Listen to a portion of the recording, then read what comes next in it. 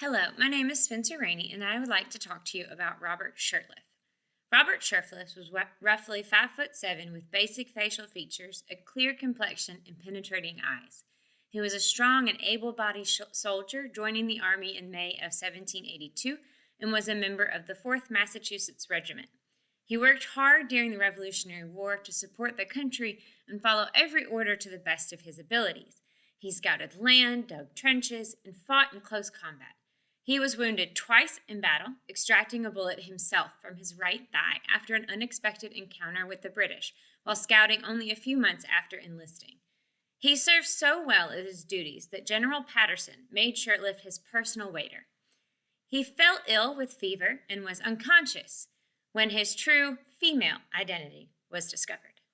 He was, in fact, Deborah Sampson, who had chosen to escape her personal life and portrayed herself as a man to fight for her country.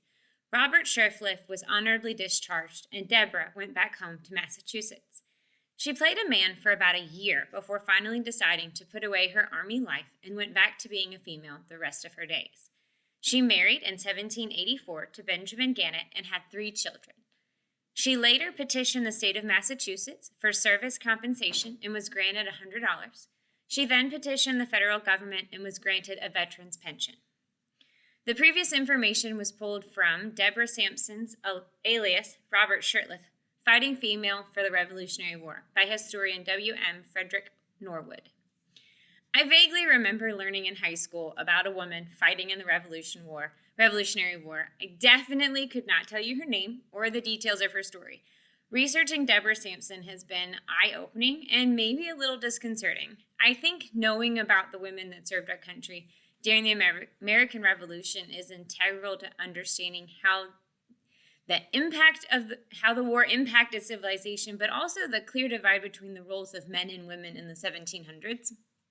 I think Deborah is not discussed more in history because she lied about who she was, and no one noticed. If she'd never fallen ill, would they have ever found out?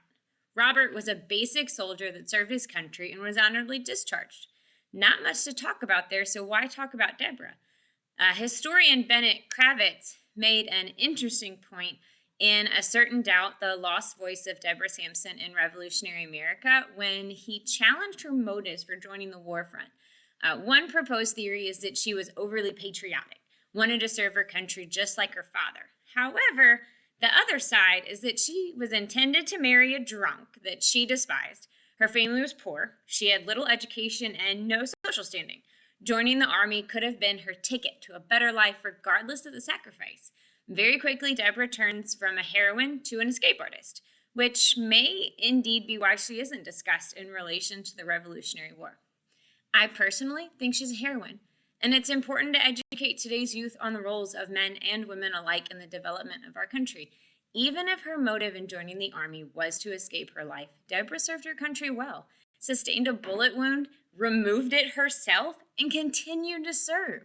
She could have just as easily become a man and moved to a different city, but instead she chose to honor her country and fight for our freedom. Deborah Sampson may have deceived the people of her time, but I see her as a female icon and a heroine to our country. Thank you.